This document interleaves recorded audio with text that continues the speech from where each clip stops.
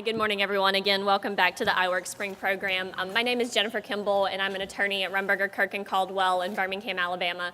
And for the last year and a half, I've had the distinct honor of serving as the programs director for IWIRC. And again, just want to thank my program committee. This program, these panels would not be possible without the help of a lot of wonderful women who put a lot of time and effort into planning them. So again, to all of you, thank you. Our second panel today is IWIRC Talks, an in-depth exploration of social media. And I'm going to turn it over to our lovely moderator, Sarah Frankel, who is co-chair of the New York Network and also with the 525 group in New York. So, Sarah.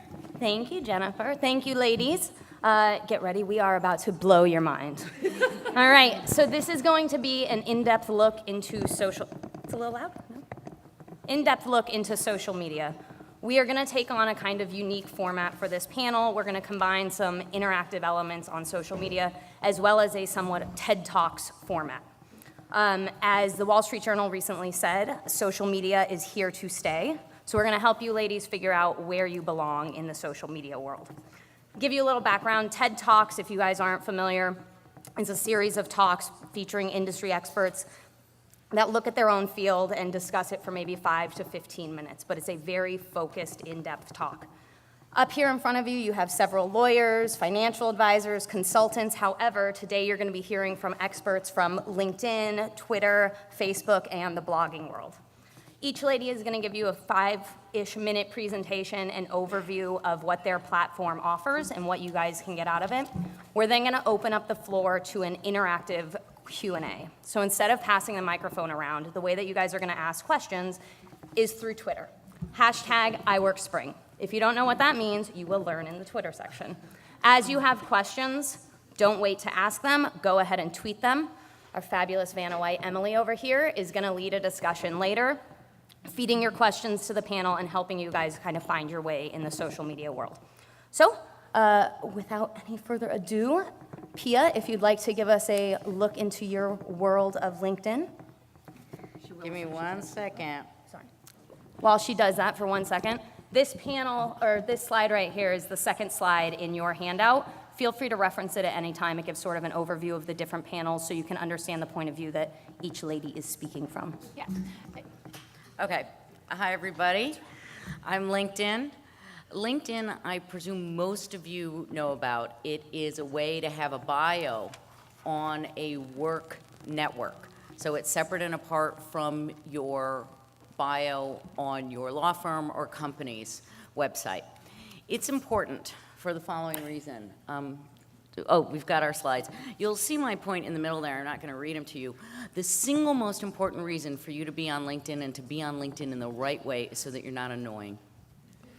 And I'm super serious about that. And I can give you 2 examples. So the one is you've got a networking blind date. Someone's made a strategic introduction for you via email or said, hey, you should call this person, tell them I called you, get together for coffee. Well, organized business people do research before they're going to meet with someone for half an hour. I don't want to waste their time. And the first thing everyone does is go to LinkedIn. So you don't have a picture, you don't have any information on there, you're blocked because you, for some reason, think LinkedIn is a place to have privacy settings. You are going to drive people insane. The second thing that happens is you meet people at a cocktail party or a networking event. Well, what's the first thing they're going to do when they get back to their office? They're going to go to LinkedIn. So now you've got a chance to be annoying on that end. And people won't necessarily then go to your firm's websites and look you up. Now, this doesn't mean companies' websites and firm websites can be garbage. They can't. But the realistic situation right now with LinkedIn is everyone uses it. And there is no downside unless you have a bad profile. So later, I have some handouts along that give the highlighted tips for must-haves on your profile.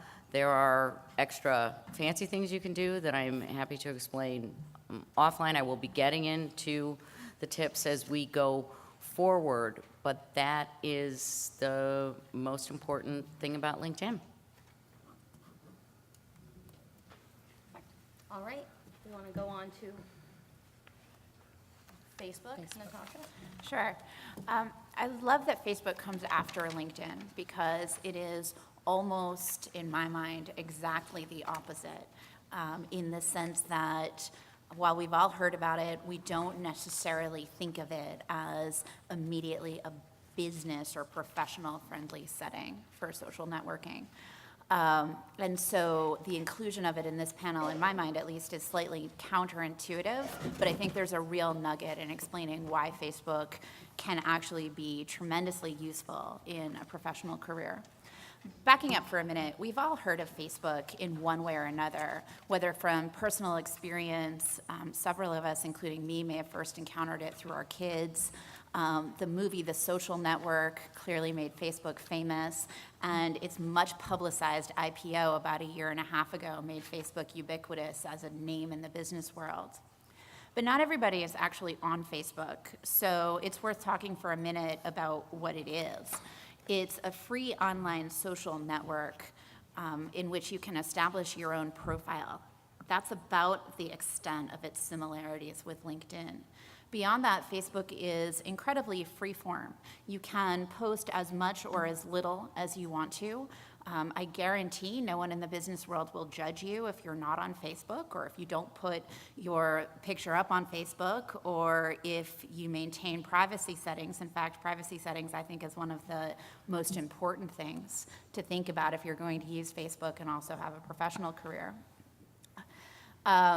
In terms of what you can put up photos, comments, web links, messages. It's really up to you what you want to share and who you want to share it with. Unlike LinkedIn or Twitter, Facebook has settings that allow you to determine who among your group of friends is going to see the particular item that you post at any given moment, which lets you endlessly tailor the Facebook content that you're putting out to the public. Facebook is also interactive. This means that you put something up on your Facebook wall, which is what people see when they search you on Facebook and click on your name. And people can comment on that. They can post something in response, and you can see what they comment and then write back to them. So Facebook is a real conversation. A question that I hear a lot about Facebook is, why would I want to be on it? Well, I don't do that. Facebook is not for me. And fair enough, not everyone does. For me, there are three really meaningful reasons to be on Facebook. The first, I view it as a method of maintaining work-life balance. I have a lot of people who I really would like to keep in touch with, be it my family, my friends from where I grew up, people who I've known for a long time. I do not have time to talk on the phone with them every day, to email back and forth with photos of their kids. I don't have time to go on, their Vizio accounts to see what videos they're posting of their kids or anything else. I just can't.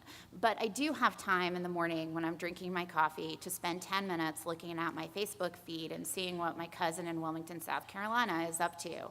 And it's a way for me to very quickly, without a huge number of interruptions during my day, maintain the personal connections that make me a happier person. And I tend to think that work-life balance is pretty important to being able to then put the energy into our career that we all know that it demands. So for what it's worth, nice, easy way of getting that personal fix. A second use, I think, for Facebook is to deepen relationships that you may have made in the professional sphere and bring something personal to them. A huge number of people in this room are my Facebook friends, and I think I have learned a lot about you from what you post on Facebook, what's going on, and you've learned a lot about me. Those relationships carry over, and it becomes a lot easier to pick up the phone to one of my Facebook friends if I have a tip on a company that I would like to represent, or if I have a question about something that's going on in a particular case and I need an off-the-record commentary. It's actually easier to pick up the phone to someone who I know personally than to someone who I met 5 years ago and didn't keep up a connection with. I think this is something that men have been great about in terms of using personal connections forged over sports games or golf outings and bringing that into the professional sphere in a way that's seamless. I think it's something that women can and should be doing as well. And for me, Facebook has been an easy way to do that. Last reason I think Facebook is really important is that it allows you to maintain a relationship over a long period of time and reactivate it easily. And here I can think of 2 examples just literally in the last 2 months in which someone who I had worked with 2 law firms ago was thinking about making a career change, wanting to reactivate a network. And because we had stayed friends on Facebook for all of that period of time, there was no gap or oddness in them picking up the phone, reaching out to me and saying, hey, Natasha, who could you introduce me to? I'm moving to a new city. I'm looking to be plugged into a network. Because I knew what they had been doing. I knew what professionally they had been doing over the last 10 years, all through just seeing their posts on Facebook. So it's a very low-key way of staying in touch with people who may be useful to you in a professional setting, even during times when that usefulness isn't necessarily obvious. So to me, that's how I'm using Facebook. I think it's also really fun. Excellent. All right, Carrie Ann, tell us a little bit about Twitter and a little overview. Oh, here. Carrie Ann's going to tell us about Twitter, give you guys a little insight into what this feed is you're looking at. Okay, and I would actually say, I think most people know LinkedIn, most people know Facebook. I think a lot of people go Twitter. What the heck is that? If they don't know what it is, they have no idea. That's something that kids use. That's something that somebody else uses. But Twitter is really it's a app or a feed that you can communicate out. It's really not, it's not kind of that personal interaction that you have on Facebook. It's not, your online resume like LinkedIn. It's I want to tell you something. I want to communicate to you. So it's also the ultimate executive summary. You have 140 characters. You can't have any more. It's 140. So if you can't say it in 140 characters, it's not for Twitter. And so it really does make you condense your message. What I will also say about Twitter, because where have you seen it? You've seen it when you talk about, news feeds, when you have, things that are happening over in Egypt, and you heard that people were, gathering because they were Twittering out. They were sending messages out. It's a very public.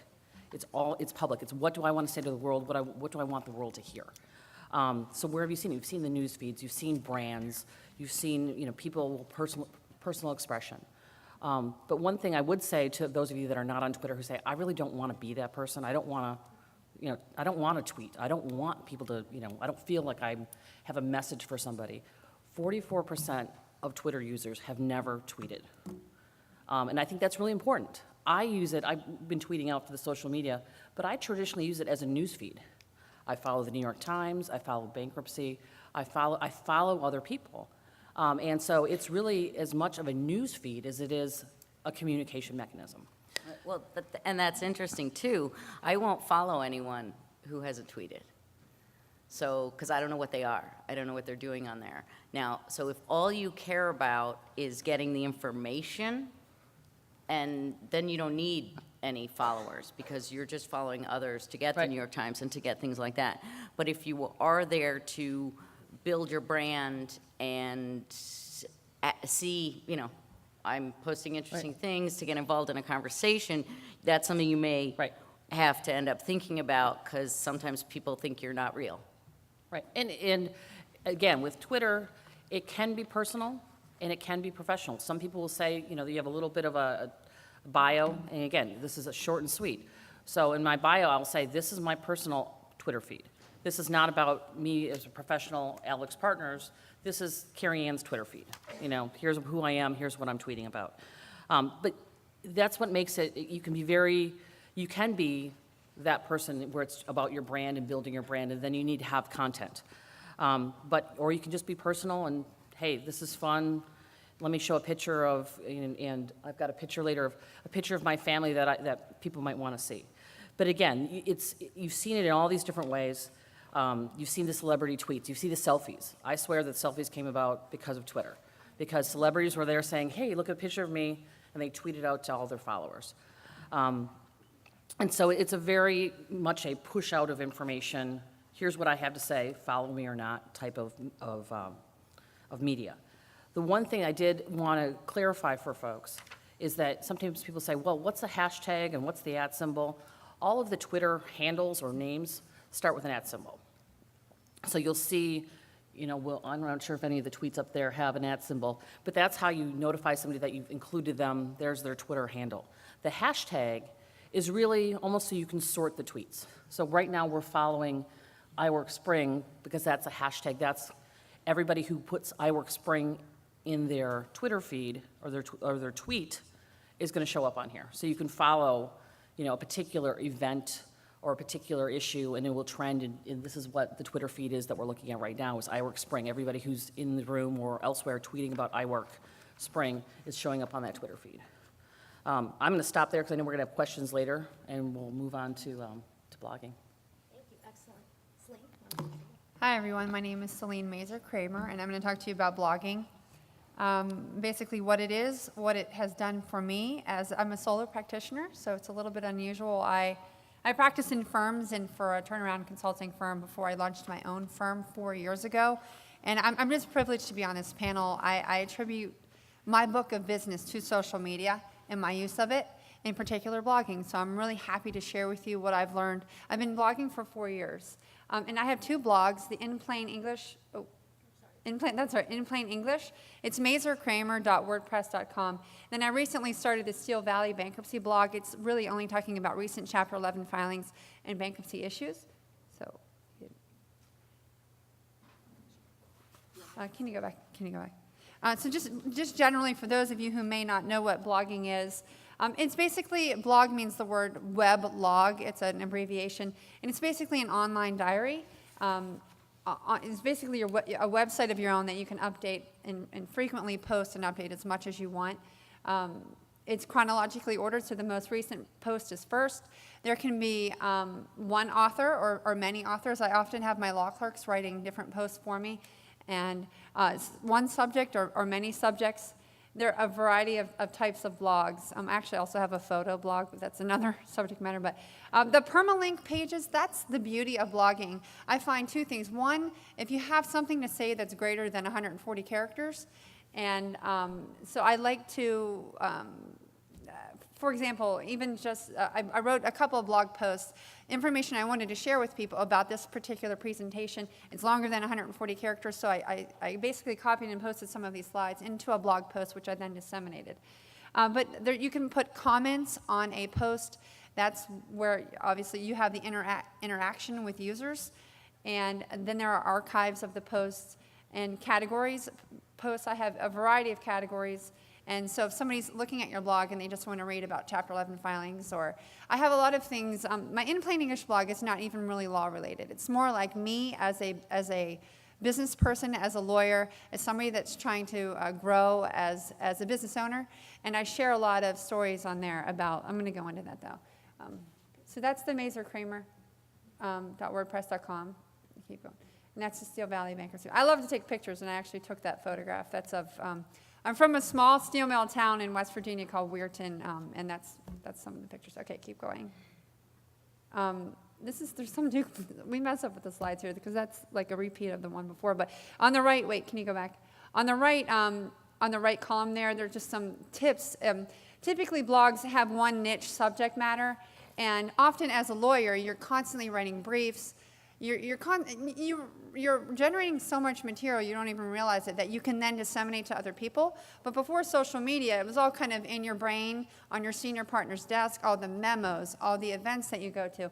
And so I go to a lawyer coach his name's Cordell Parvin, and he's always encouraged me to repurpose the content that I create through different social media. Tell a story, the best blog posts or a narrative.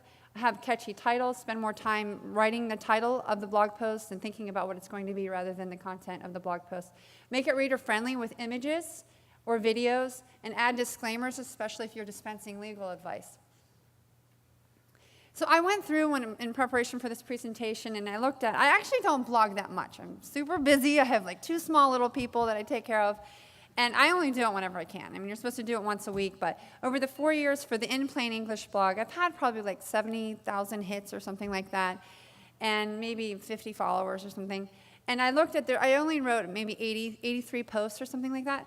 So I looked at them and I tried to find out in which category of purpose would I throw them into. And so I actually wrote a blog post on this, and those are hyperlinks. So if you go to my blog and you want to click on some examples, so I basically use it as some to humanize myself and my firm, and it's something that I'm able to do only because I'm a solo practitioner. I really wanted to create a brand for my firm and who I am as a person, rather than just a headshot or just a flat text profile of myself as a lawyer. So I write quite a bit about my kids. I mean, it's a fine line. You have to be very careful about how you are humanizing yourself, but that's the first purpose. The second one is evidencing industry know-how. Earlier, we were talking in our pitch contest, they were talking about their experience in retail, and I have some experience in the fashion industry, fortunately, and I have a lot of posts about events that I've gone to. I've taken pictures. I then created into a blog post so that if I'm pitching a client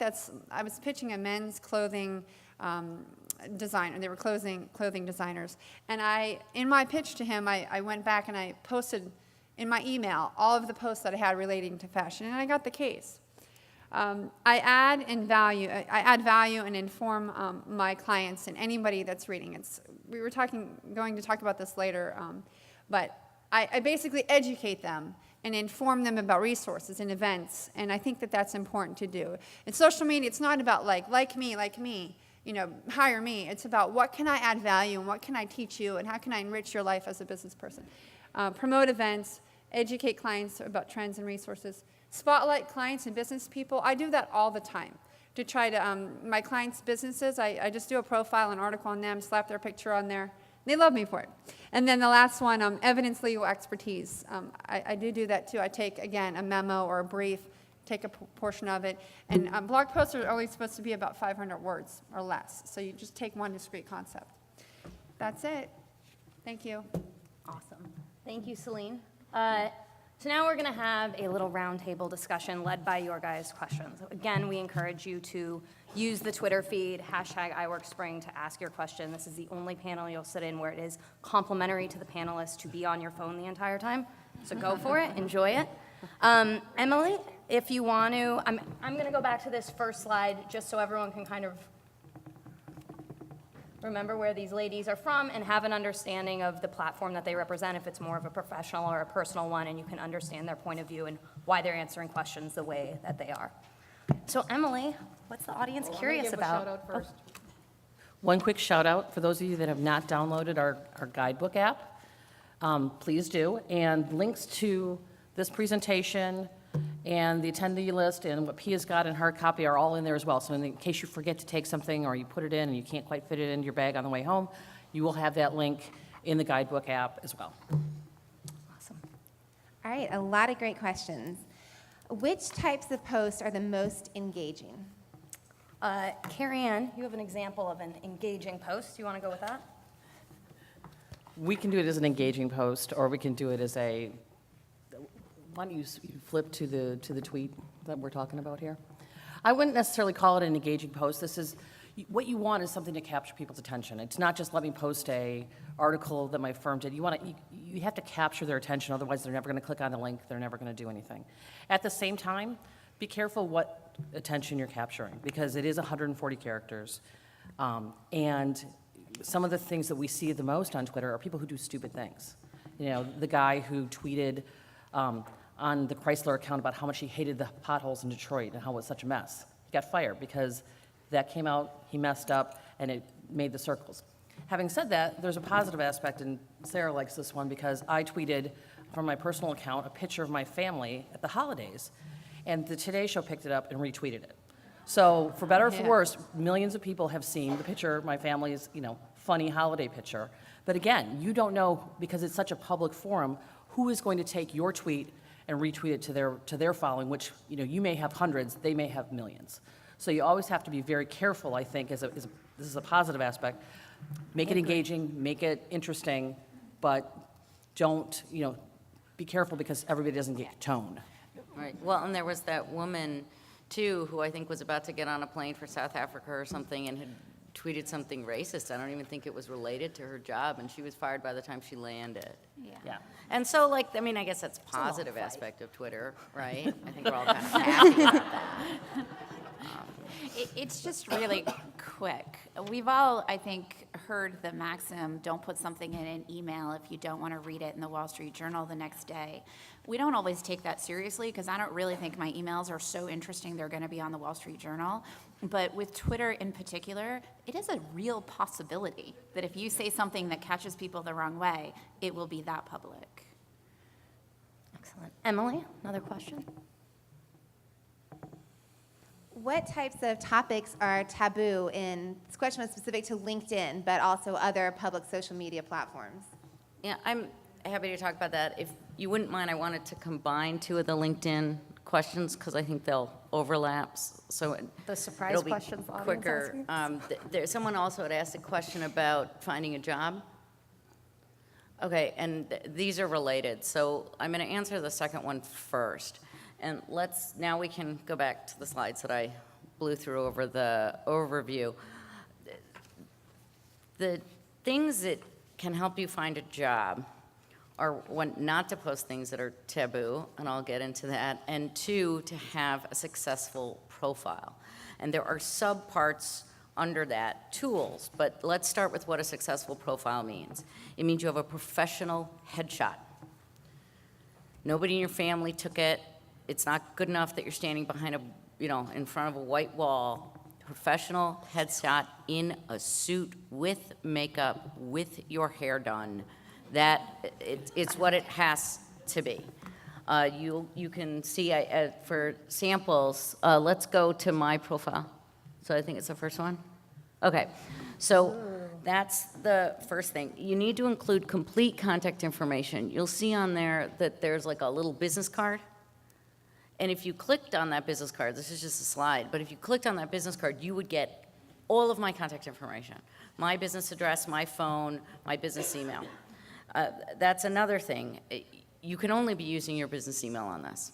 And if you have been told in a training that you shouldn't do it because this is how you keep it private and you're hooked it to your Gmail because somebody told you if you get fired, you'll never be able to get back into your LinkedIn account and it'll be gone.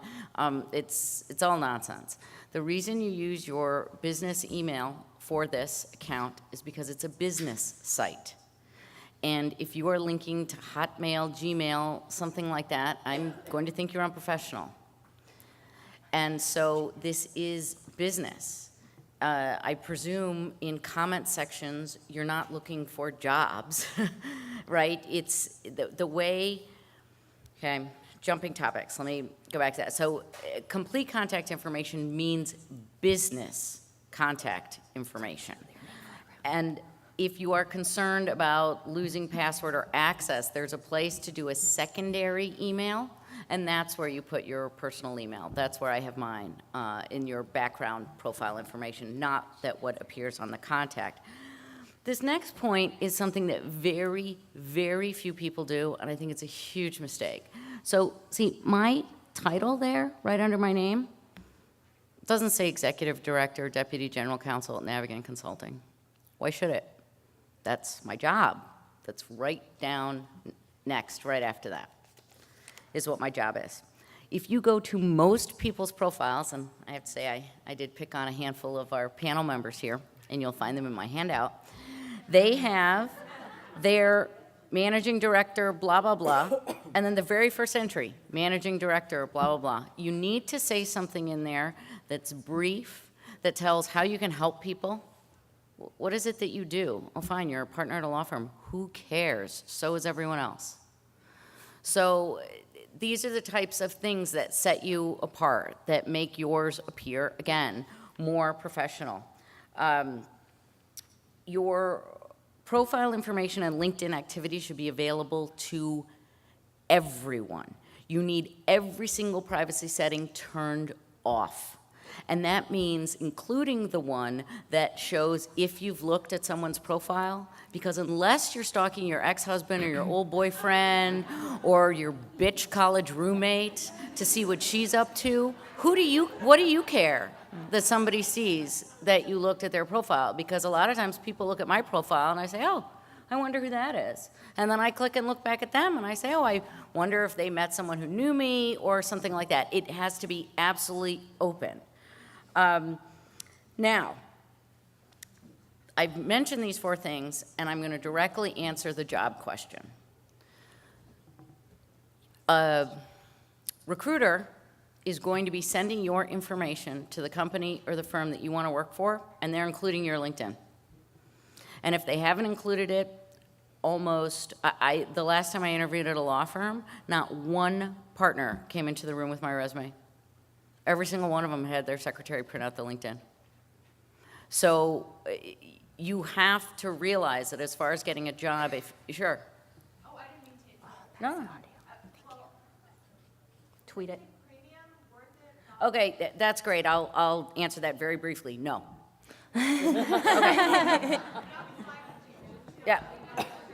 No, and I'm happy offline to explain why, but no, don't ever. So. Oh, I'm sorry. The question was, is it ever worth paying for LinkedIn Premium? No. So that's an interesting take from the very clearly professional platform of Right. LinkedIn. Facebook, Natasha, are there examples of ways that we could use relationships or the platform to get a job? Yeah, I'll answer that and then in a minute come back to that original question that I thought was a really good one. Are there any taboo subjects? Because the answer to there both are. of these is very different, I think, between LinkedIn and Facebook. In terms of Facebook, how do you use it to get a job?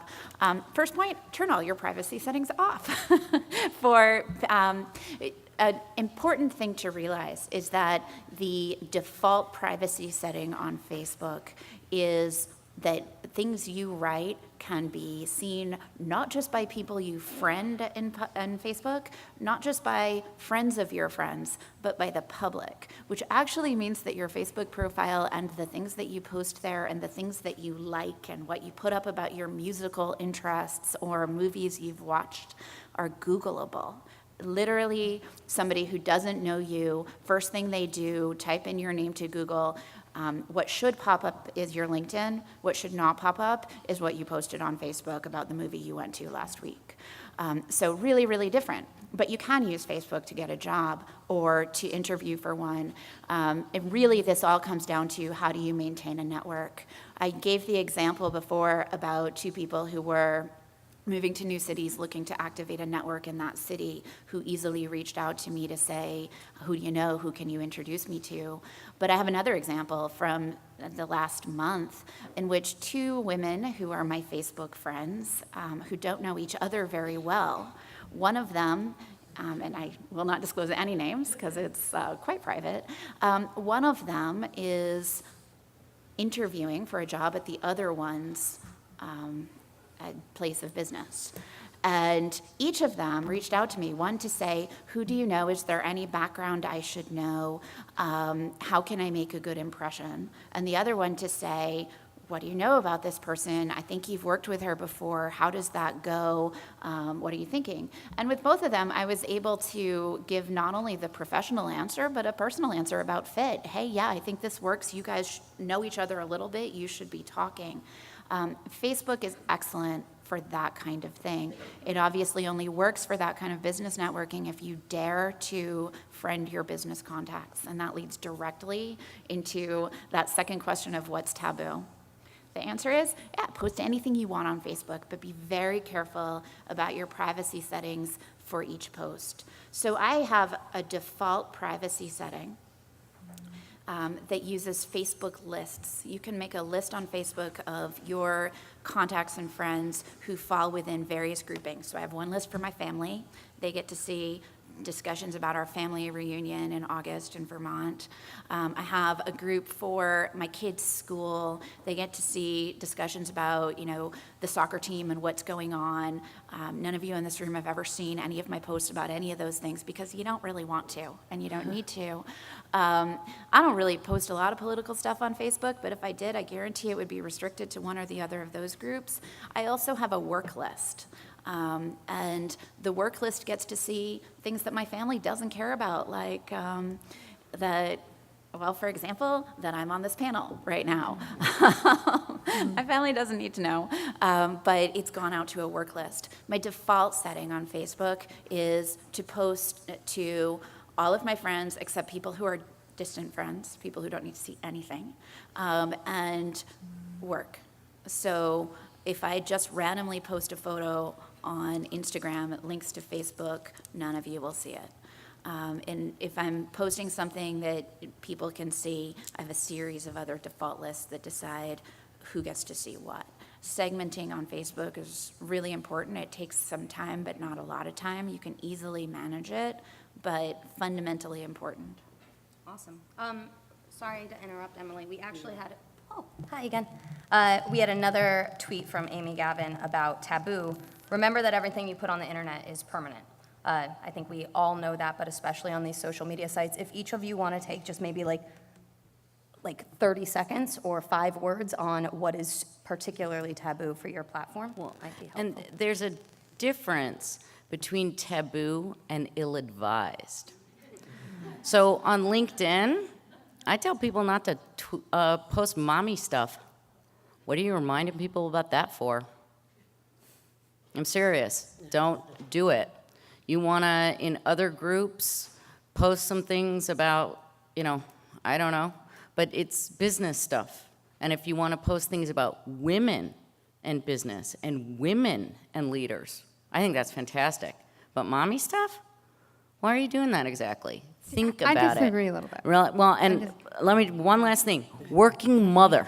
Anybody have any idea what that is? Anybody heard working father once in their whole life? So if there's one thing that comes out of this room, don't ever use that word again.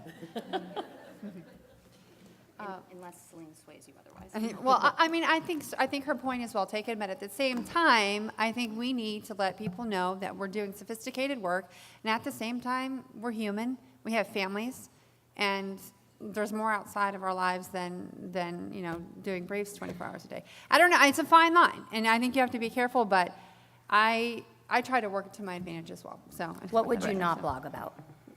What would I not talk about? Would you consider taboo in the blogging world? With blogging, certain obvious things. If you're writing about legal strategy, I'm encouraging you to take some of the memos that you've written about a certain legal issue. You have to be careful about if there is in any way, shape, or form that information or legal position can be traced back somehow. Because with the work that we do, they're public filings. Because be very sensitive to what you're putting. That's why I don't write that much about legal issues. I don't want it to be somehow attributed to any of my clients. I do not write about anything religious or political, generally speaking. And I think with respect to lawyers, you should definitely have a disclaimer on anything that you have as a blog post, or even on LinkedIn or Facebook or Twitter, saying that the views are your own and not that of your employers. That's important as well. So. And, as I mentioned before with Twitter, once it's out there, it's out there. You can't really pull it back. You can't take down you can delete the tweet, but if somebody's already retweeted it, it's there forever. So, again, I would say the religious, the political, and part of it is what is your Twitter feed? If you are really actually tweeting out, is it just personal? I don't do religious tweets generally. I don't do political. But if you are really using it as a business and a branding, then I would be very, very careful to do it personal. If you're doing all business all the time and that's what people are following you for, they don't necessarily want to hear about, I found this great jacket at Talbot's. You may have found a great jacket at Talbot's, but, make sure it's consistent with the way, what your brand on that particular social media is. Yeah. Just one last thing that I think is taboo for all of our platforms is you cannot disclose client confidences on the internet any more than you can disclose them in person or in a publication. So I may say big meeting tomorrow. I will never say, or I might say big important hearing tomorrow. I will never say big important hearing tomorrow that we'll probably lose because our position isn't that good. So, Because you never lose. well, yeah, but either way. So point being, don't put out your client name. That's got to be pretty obvious. Don't say anything about true secrets, but also be aware that even points that you make that you think you're being oblique about.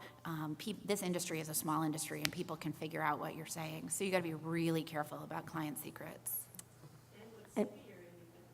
Yes. Was there a question back there? Sometimes.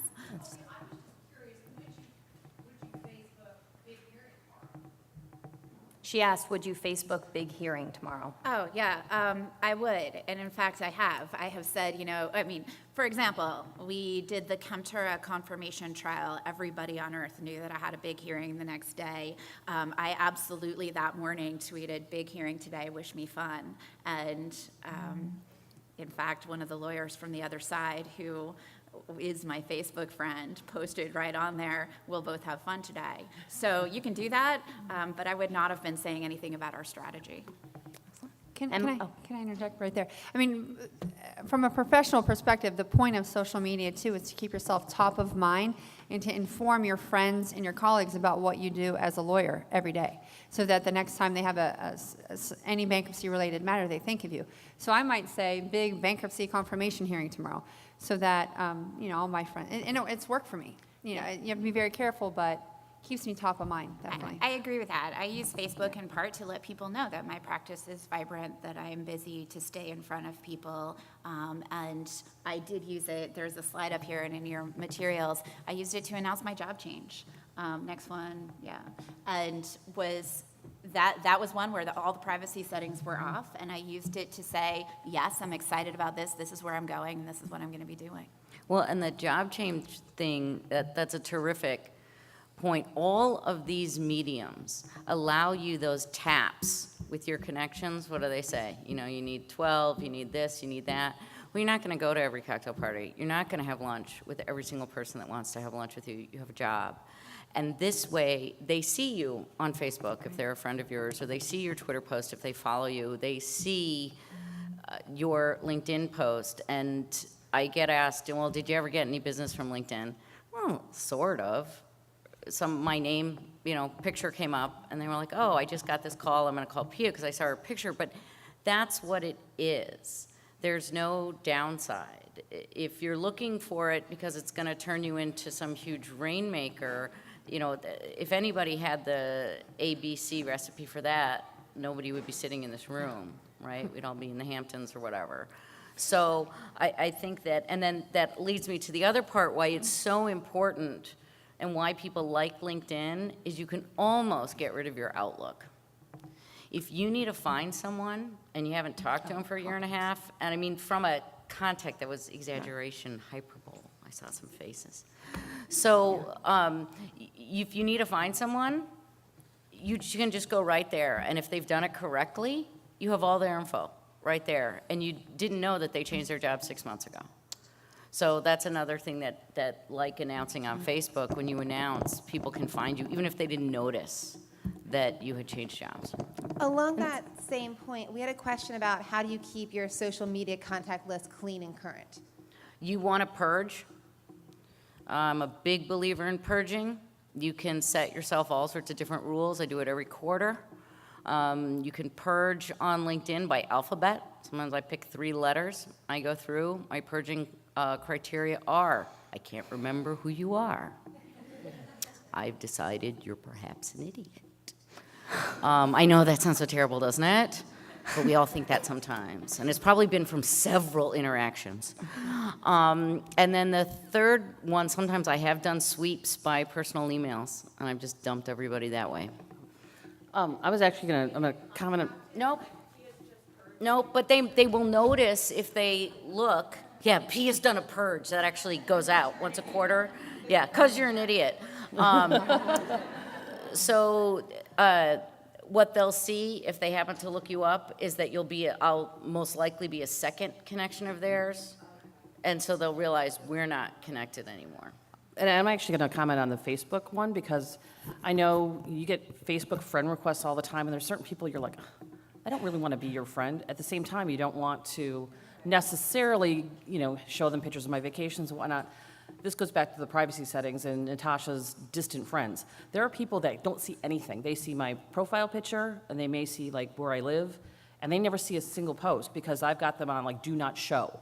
So they're my friends, so I haven't like totally been like, oh, I don't want to be your friend, but they see nothing because I don't want them to see anything. So there is that kind of capability from a Facebook perspective in terms of purging to be, to Natasha's list. Wait, I don't really want to see I don't want to see your post. If there's people that, you don't want to see what they have to say, you can say, Doesn't that sound like a lot of work? Isn't it easier just to say, like, ignore or no thanks? you can ignore. It feels a little rude to me to just ignore a Is friend that, request. do we think this is a women thing? Do we think men care? Yeah, I've ignored men and they can't. I ignore LinkedIn requests. I don't accept them all. think- I don't. Oh, I don't think accept the all the LinkedIn difference- requests. Yeah. I don't think so. I mean, they know that it didn't get accepted, but what do you care? You decided you didn't want to accept it. Why? Honestly, what do you care? What difference does it make? Come back and ask me. I've had people use Facebook and send me private messages in the middle of the night where I'm like, what the Well, but so they ask you Good what? profile picture. Okay. Well, you can block on LinkedIn too, actually. That is a feature. You can block if somebody's stalking you. So you can block, but I do think that there's some element of, again, this is PIA on my various lists of rules. Some of you are keeping track, I'm sure. But at some point, we have to not care, right? I mean, what is this? Well, I don't want to hurt their feelings, and I don't want them to think I'm a bitch, and why? You don't want to show them anything. You don't want to see any of their stuff. You're going to run the other way if you see them in the grocery, right? So what difference does it make? True, but I also think that it's an example of the differences between the different platforms. I also ruthlessly ignore on LinkedIn. If I don't know you, don't link into me. Send me an email. I will answer an email from you, but I'm not going to link into people I don't know because it just feels a little weird. And Facebook, I don't think I have a real problem with getting Facebook friend requests from people I don't know. That just doesn't happen. If somebody makes a Facebook friend request, I think in this day and age, it's because they're putting themselves out there and they're saying, I want to share something with you. And at that point, I do think it's a little bit more personal. And by ignoring a friend request, you're saying, I don't want to share back. So it's more tactful, in my opinion, on Facebook to just friend and keep them to that page of what you're going to share with them, but not the photos of your kids. I heard a couple people asking sort of what the audience sees when you're rejecting them. Facebook and LinkedIn, they can actively pursue to see if you accepted their requests. I think that most people, the common practice is you go in and you add like 50 people at a time, or you see them in passing, and you're not really tracking if they've followed you. They will know you have not accepted their request if they go back and look, but no one gets any sort of notification. With Twitter and blogging, I believe they can always see you, correct? I mean, to Pia's point, there is an aspect of Twitter where you could make it private. So I do know like some kids have it private because their parents want them to. But in reality, again, anybody can retweet. So you can see who's following you, and you can actually kind of, block people if you want. But again, it goes back to the why. If you're actually out there and you're tweeting, why bother blocking people?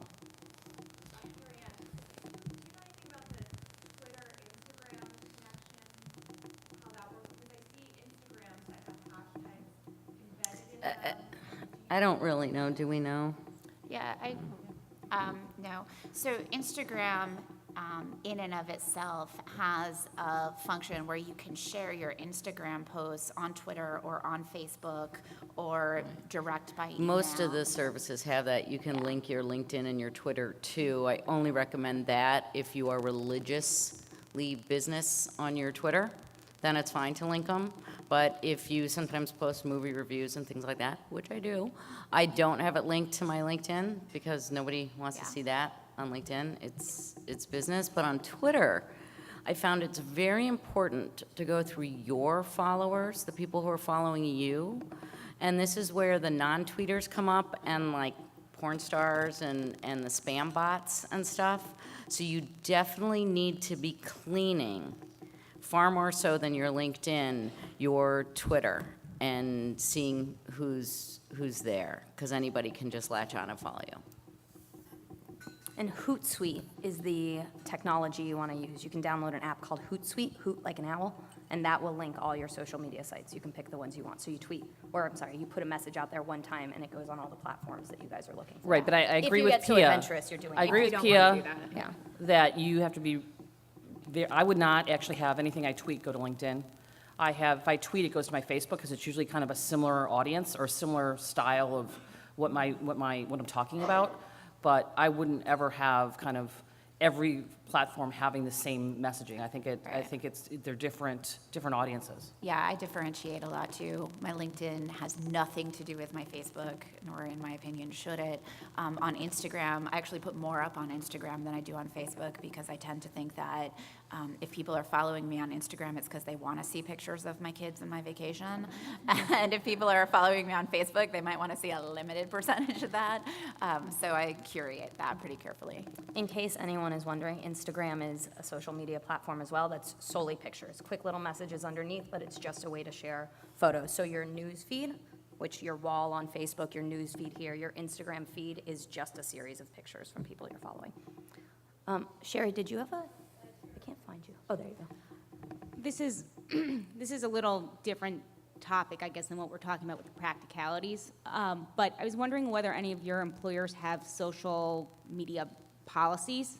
And so, for example, I see Natasha has her employer's name on her Facebook.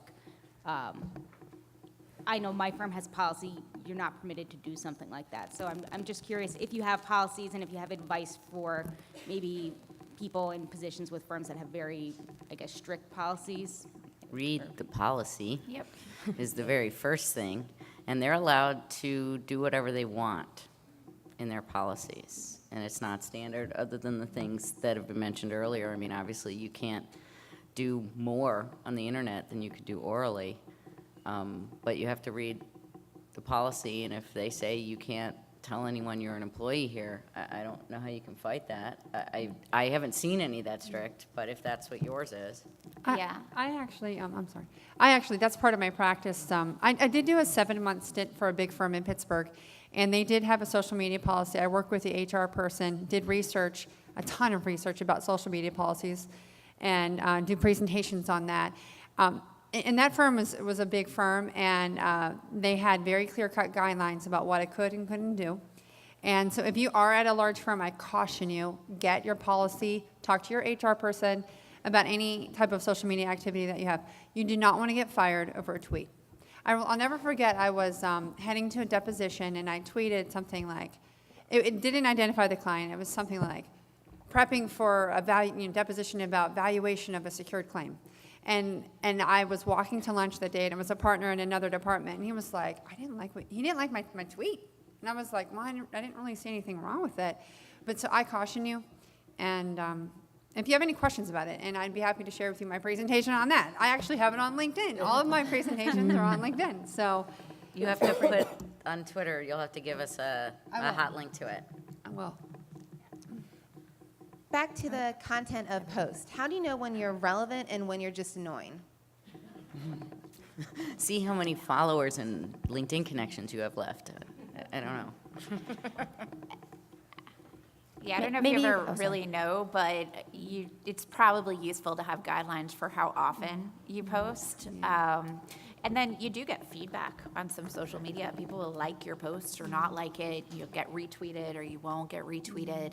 But yeah, I have a general rule that I'm not going to post on Facebook more than once a day. You do not want to be that person. And any of us who is on social media knows there's always that person in your feed. I think that that's a good point about regularity, and you want to make sure you're not overdoing it, but you also want to Celine and Pia's point earlier, if you're not going to go to every cocktail party and you're not going to be, or you want to be on the top of everybody's mind, a regularity in your posting is going to keep you in the top of their feed. Well, Can you and- guys give, maybe some examples of, if you don't want to be annoying, some examples of providing value so that you're a substantive contribution? Well, and one of the things I was going to say, Sarah, one of the differences between the LinkedIn, the Facebook, the blogging, you have that feed and that wall, and you can go and say, okay, well, she posted this yesterday or 2 days ago. The one key difference is that Twitter is about like what's happened in the past 10 minutes. I mean, you're not going to see what happened yesterday. You're not going to see what happened 2 days ago. It's like right now, and then it kind of, goes away. So from that perspective, it needs to be something topical that, for me, if I see a great article on, from Forbes that I read, I may retweet that because I think it's an interesting article that people should read. So I think it's got to be regular, but not, you don't want to be the person, I think, to Sarah's point, that all they see is you. Also, I mean, one rule of thumb is if you're not going to say something to someone's face, don't tweet it, or, don't, obviously. Always say it to their face. A couple of ideas for how you might use Facebook in a way that feels relevant professionally. We talked about me announcing my job change, but one of the most liked posts that I have ever made on Facebook was just a shout out, and this went to my work list, celebrating International Women's Day. And I put up a shout out to the women who I know in my professional world who are inspiring to me. And it generated this discussion in the comments, but people liked it. And I think in a weird little way, it was just a cheer. I've done some shout outs to people who have made job changes or started new job ventures. I think that's helpful to them because, to Pia's point, they're not going to every cocktail party, but if I can let the world know what it is that they're doing, it's helpful. So that sort of thing. Emily, we got time for a couple more questions. Along the same line, we had a question about how do I reinforce my professional brand and position myself as an industry expert? Well, on the professional brand, and this is one of the things, I know, I have the handout up here, but I've got examples of 2 profiles, and they end in the same place. There's that top skills with pictures. People, I don't know if we've got one. And then you've got mine, and it takes 3 pages before you get to the same point as the other folks with the 1 page. And so with the branding, and I did this at my last law firm as well, is I basically went to all the young people and I said, we've got this fantastic paragraph that's been written about our firm, and it should be on every single one of our profiles, right? Because that's how you get branding, is with consistent message, right? Everyone's a winner if you can ask 10 of your employees what the company does and they all give you the exact answer, and you can ask 10 prospective clients what your company does and they give you the exact answer, right? That's the win. So if you can find your companies, I've got a big summary about Navigant that is, company message about Navigant. And then I have a summary about me. So it doesn't just start in with my job and my company. So if you take advantage of these things, you can have these messages out there. And, once a year, twice a year, take a look at it. But that's something that's important, and hopefully that your company is pushing. Because the more of you that have professional profiles, it's a better reflection on everyone. So that's one of the things with branding I think that's important. I would also say that if you are either blogging or LinkedIn or Twitter, give people, again, to I think Natasha's point earlier, give people content. Give them something like, wow, this is a great article you may not have seen. But don't just send the article out. Give them some of your perspective. Here, you give them the nugget, maybe the summary. Here's why I think this is an article you should read. It's got a great perspective on X or Y, and then tweet that out, or Facebook, or even on LinkedIn. But give them your perspective, because I think that helps strengthen the messaging. I see lots of hands. I will let, there's one back there, I guess. That's all. Emily. She was first. A walk. It depends on your industry. So if you're a lawyer, I don't recommend it. For everyone else, it's a great idea. What do you think? Pick up the phone. Well, I'll tell you. It has to do with the fact that we're professionally licensed, and we've got these ethics control boards, and that's why it relates to advertising prohibitions. So while they have lessened those restrictions, as a lawyer, basically, perhaps you can find out in your state if you're okay.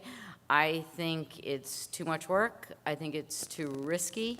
and you're better off not having them. Now, those promotion for the skills, little boxes, I don't see any problem with that. I'm talking about testimonials.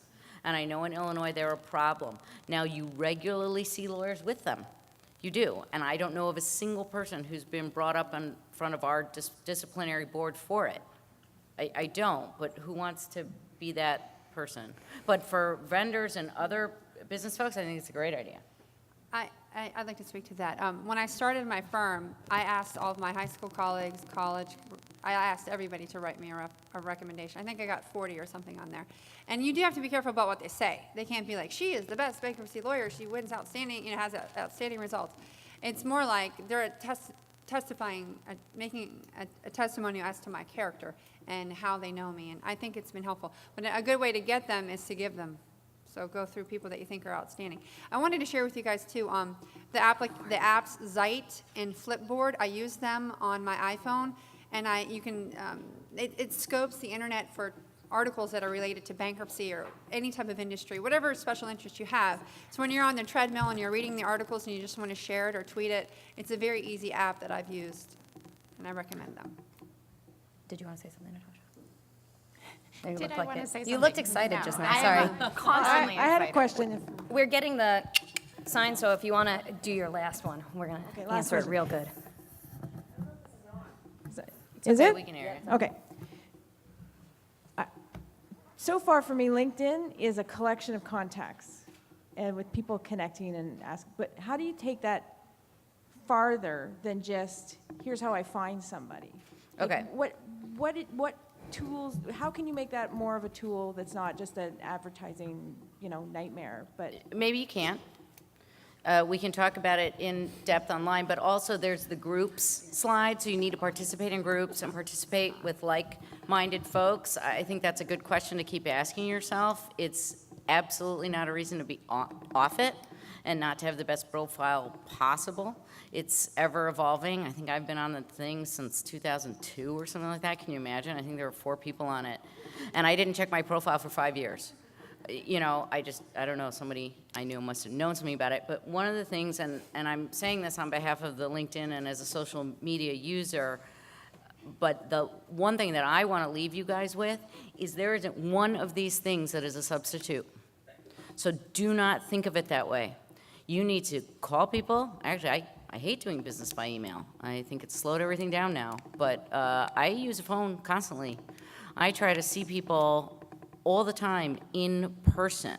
So these are additions. This is icing. But don't think that any of this is a substitute for meeting people. And if you do want something from somebody, call them up and ask them. People don't usually say no. And then guess what? Then you can unfriend them or whatever if they say no. So that's just one of the reminders. Quick idea on LinkedIn. I get these emails from LinkedIn often saying, congratulate so-and-so on the job change. I just forward that email directly to that person. I say, hey, LinkedIn told me to congratulate you, so I am. It's so easy. It's a little bit flip, but, assuming I know the person reasonably well, I always get a response. That's great. How are you? What's going on? And you pick up a dialogue. So LinkedIn, a little bit, is just a reminder to keep that relationship, as Pia said. It's not a substitute, it's an addition. One other thing that I've used LinkedIn for is kind of a little bit of a Nancy Drew approach on cases. And I chased a debtor case one time. We knew it was brewing. I wanted to know what other professionals were involved. Well, I linked in that company, and I saw that a senior person at a financial advisor was linked in to their CFO. Cautionary tale. Yeah, I called him, and I was right. He was working for that company. So you can find connections that way. If you're looking for a connection at a certain firm, you can search for that person and see there a second connection that maybe your best friend from home knows them as well. So it's a nice way to make that contact book something that you can leverage to see how you get to other people's contacts in a meaningful introductory Right. way. I would say Sarah's is the cautionary tale, because I would hate to be that person that she called and have that found out. Having said that, I've gotten calls saying, hey, I see you know so-and-so on LinkedIn. Can I get an introduction? Not necessarily for a specific case, but I would like an introduction, or, can you introduce me to Natasha? I see you guys are LinkedIn. So that I think is actually a good part of LinkedIn. And again, for for your contacts to be able to do that, you have to have the switch flipped that says, my contacts can see my contacts. And you should, because that's how everybody will get the value. So, awesome. So a lot of you I know still have questions, and I'm sorry, we're stopped. We got one more, Janice. Oh, yeah, so LinkedIn. Oh, yeah, ladies. Facebook. Twitter. Ooh, blogging. Celine, start a cult. Go for it. All right, ladies, so if you have more questions on substance and stuff like that, but as well as setting up your profiles and your privacy settings and things of that sort, most of the panelists and I will be in here following lunch. Bring your tablets, bring your laptop, bring your phone, bring whatever, and we can help you guys sort of get started and get going. And one final thing, if once you guys get started and you're on Twitter and you want to give yourself, take a stab at 140-character self-promotion, the various IWIRC chapters and IWIRC International are happy to retweet you guys and help you with that self-promotion. So hit the ground running. Thank you, ladies. Thanks, everybody.